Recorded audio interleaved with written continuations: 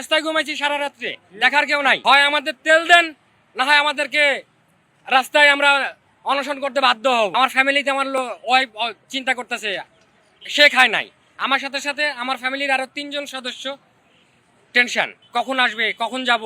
আমরা ভাই ride share করি। আমরা যদি 25 ঘন্টা, 26 ঘন্টা, 28 ঘন্টা যদি তেল নেই, তাহলে আমার ইনকামটা করব কবে?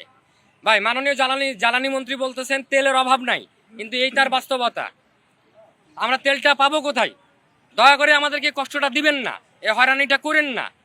আমরা ভাই রাস্তায় ঘুমাইছি সারা রাত্রে, দেখার কেউ নাই। নতুন করে একটা সমস্যা যেটা হয়েছে দেখা দিচ্ছে, আজকে পাম্পে থেকে ইস্যু ঘোষণা করা হয়েছে একটু আগে যে ফুয়েল পাস ছাড়া তেল দিবে না।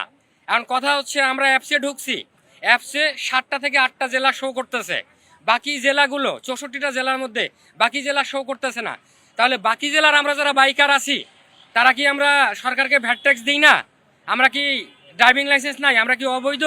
তাহলে সার্ভারের প্রবলেমের কারণে আমরা কেন ভোগান্তির শিকার হব?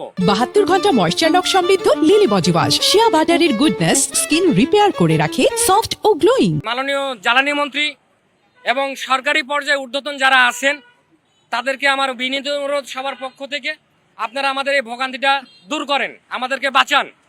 হয় আমাদের তেল দেন, না হয় আমাদেরকে রাস্তায় আমরা অনশন করতে বাধ্য হব, অথবা আমাদের বিকল্প কোনো রুজির ব্যবস্থা করে দেন। 2 লিটার যে তেল দিচ্ছে এটা কিন্তু আসলে পর্যাপ্ত না। একটা লোকের অফিস বলেন, বা অনেকে ভাই আছেন পাঠাও চালান, কেউ আছে অফিস করার পরে একটু সময় পাঠাও চালায়, বা যাই হোক ঢাকা শহরে অনেকের কারো কাছে থাকে, তাদের ব্যাপার আলাদা।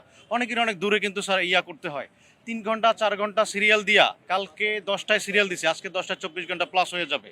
এখন এর পরে যদি 2 লিটার তেল এই যে অ্যাপসের মাধ্যমে যদি হয়, 2 লিটার অ্যাপস আসলে কোনোভাবে কিন্তু হয় না। 2 লিটার একটা মানুষের মিনিমাম একটা দিনে লাগে।